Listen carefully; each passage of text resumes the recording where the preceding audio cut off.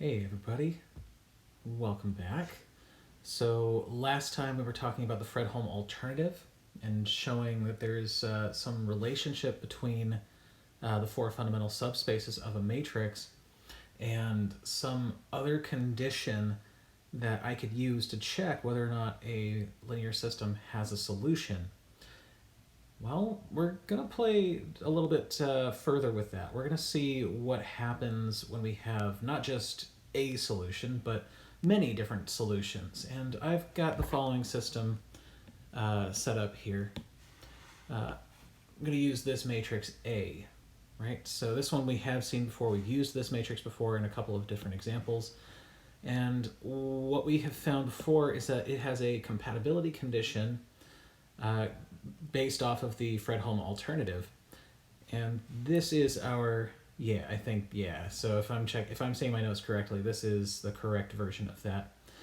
And I have something else in my notes didn't quite make sense from before. This is the correct compatibility condition for this system, right? And we can check. Specifically, I'm going to go ahead and use the following vector here. I'm going to use the 1, 1, 0 vector as my B vector. And I can show you that indeed this guy is, this is a solvable system when I use this particular B vector. And I'll go ahead and show you over in Matlab here. So you see that I've already got the two matrices on board. I already have A and B kind of plugged in. And we can see that if I row reduce this guy, RREF of A with B, that this guy is a consistent system, and moreover, I have a solution that I can get as 4 times the first column of A, so 4 times the first column. Is that right? 4 times first column? Yes. So 4 times the first column will be this guy, plus 1 times the second column, plus 0 times the fourth column, or third column, and 0 times the last column, so the fourth column. All right? So this is the vector that we wind up with. Sure enough, that if we use this particular solution, this x equals 4 by 1 by 0 by 0, this particular linear combination gets us to the solution vector, and we ask, is this equal to b? Sure. Right? No problem. So this capital X is a solution to the system, and this is exactly what I have over on the notes. Right? That this, if I use X equals this particular solution of 4, 1, 0, 0, then I get a solution to the system. But it is not the only solution to the system. Right? And we can even check. If I go back, I ask what is the null space of this matrix, and it's non-trivial. There's a two-dimensional basis here. And, well, that means I have not just one solution to AX equals B, I have infinitely many. And I can even see that here. If I just ask, what is A backslash B? Hey, look, there's another solution that's not equal to the 4, 1, 0, 0 that we got. So we can even verify it. Take this guy, multiply it by the answer, and it looks like it's going to take us straight to 1, 1, 0. Great, that's what we want it to do. And if you are curious where Matlab gets this, I can show you that it uses QR factorization in order to solve this system. Okay, so I'm just assigning matrices Q and R to the outputs of this QR algorithm that Matlab has, and I can show you Q transpose times Q is approximately the identity matrix, which means that this is indeed an orthogonal matrix. And if I go one step further here, Q times Q transpose, that still gets me an identity matrix. This is an orthogonal matrix Q. And R in this case, it's not full rank here. Okay, and this is something that we can expect since A itself is not full rank. Right? Rank of A is equal to 2. Rank of R is also equal to 2. Great. Now, that means I can go ahead and solve my usual two-step system let y equal q backslash b. Great, that gets me the first step. And then a little x here will be, well, I'm not even going to name this guy. I'm going to do r backslash y to solve for that extra vector. And sure enough, this is exactly what I get if I ask Matlab to solve this system. Well, it looks approximate, right? If I do a backslash b, then sure, that's exactly what we see on the page. These two vectors are the same. R backslash y and a backslash b will give me the same solution. So this is how backslash goes through and solves for that vector. Cool. Now what? So if I go back to my notes here, there are many solutions to this system, but in particular, we would like to ask for there to be exactly one solution that we care about, one that is more meaningful to us than others. So what should it mean for a solution to be the best among all solutions? And it might be tempting to just go ahead and say that this is simplest when I kill off any notion, come on pen, might be simplest when I kill off any notion of a non-trivial null space vector. So if I just make z and w equal to 0, then I just get this 4, 1, 0, 0 vector. And that might be simple in one sense because, well, I already have the solution. It's all integer coefficients. But maybe there's a different idea of what simple means here. And I have a thought. Let's ask what happens if we're considering the length of these vectors. Right, you can actually check this pretty readily. Right, the length in standard Euclidean inner product space for the simple vector when z and w are both equal to 0 is root 17. Right, so that's a number that's a little bit bigger than 4. But if I were to say make this include a vector from the null space, a non-zero vector from the null space, then z equals 1 and w equals 0 would do the trick. Means I would be adding, minus 9 by minus 2 by 2 by 0 to the vector 4, 1, 0, 0, and I'll wind up with a minus 5, a minus 1, a 2, and a 0. And this guy has an even bigger length, root 30. So okay, I didn't make things better. However, if I add in a different vector, if I kill off this one, but I add in minus 3, minus 1, 0, 2 into 4, 1, 0, 0, then I wind up with a vector that is indeed smaller in norm. So it might behoove us to check what we mean by simple. And if we're saying that simple is now going to mean smallest length solution, then we've got a little bit of work to do.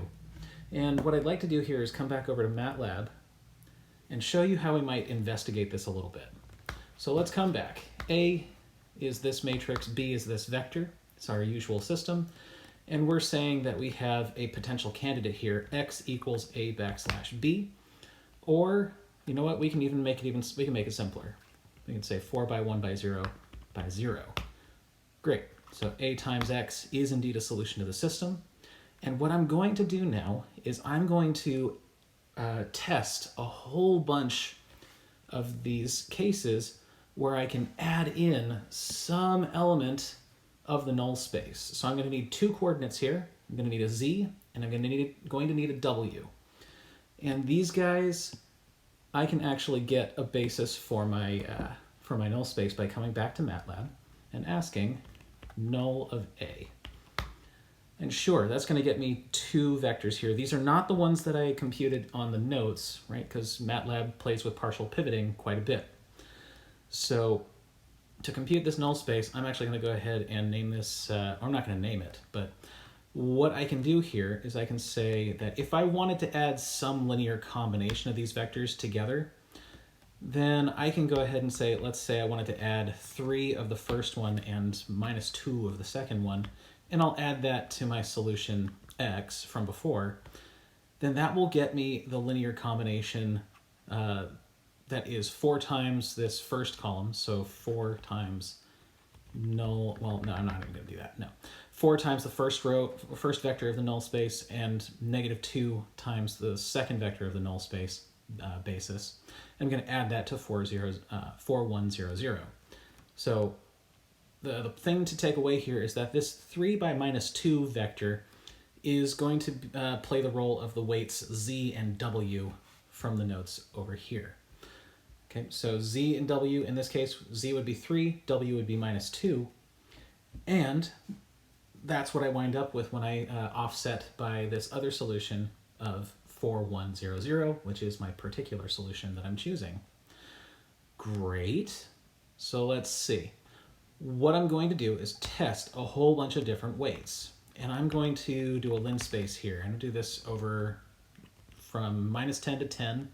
And I'm going to do 1,000 points. I'm going to check 1,000 different indices or 1,000 different coefficients for z and 1,000 different coefficients for w and all the different ways to combine them in between. So for double I goes from 1 to 1,000. For double j goes from 1 to 1,000. I'm going to create a matrix L. And L will stand for length here. So I'm going to ask L to store all of the different lengths of the vectors that I can create that are solutions to this system. And here's what I'm going to do. I'll do null A times, just like I did before, I of double I with I of double j. And I'll make sure I use curly brace parentheses, or standard parentheses. And I'll offset that by my 4100 solution, which is named x. And I will go ahead and run this. And it'll take a second because there's over 1 million different computations that this guy has to do, 1 million different norms that it has to compute. And, you know, this is really great, but what I want to do here is visualize the solution for a second. So surf is a command that you can use on a matrix, and it will produce a graph where this will output the height or the z coordinate if you take I and j to be the x and y coordinates respectively for the matrix entries i's and j's. So if I plot this, surf of L is going to output a graph. And what I'm looking for is a way to minimize this graph. And if I click on this guy, sure enough, it looks like there's a little dip in here. And it'll happen, I'm tracking this, it's somewhere between 500 and 600 in one coordinate, and maybe a little bit over 300 in another. And this is what I'm going to do. I'm going to find where that minimum is. So call this row and column.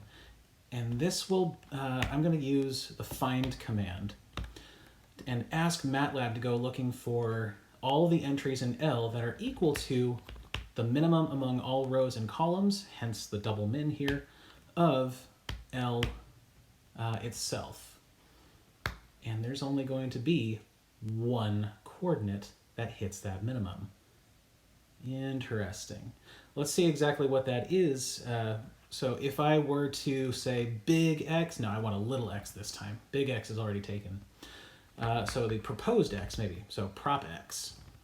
Okay, let's say, let's remember how we compute this. This will be null of A times the index that corresponds to 300 on the first basis vector, and we'll pair that with the 539th basis, 539th index for the W vector, and we'll add that to X here, and lo and behold, we wind up with the following solution here. Did I do that correctly? La la la, I sure hope so. Let's find out. A star prop X. Sure enough, that's still giving me a solution to the system, and the norm here of the proposed X is about 5977. Okay, so 5977, and I double check this, the minimum of this of these norms is 0.5977. Great. So that means that prop x here is a solution whose norm is smaller than the root 17, right? Square root 17, about 4. We found a solution that was square root 5 in norm, and we found something that is even smaller, right? So what we did, the norm of prop x is about 0.5977. Great. So we have now found some notion of a smallest vector for this system, or maybe best solution to this system.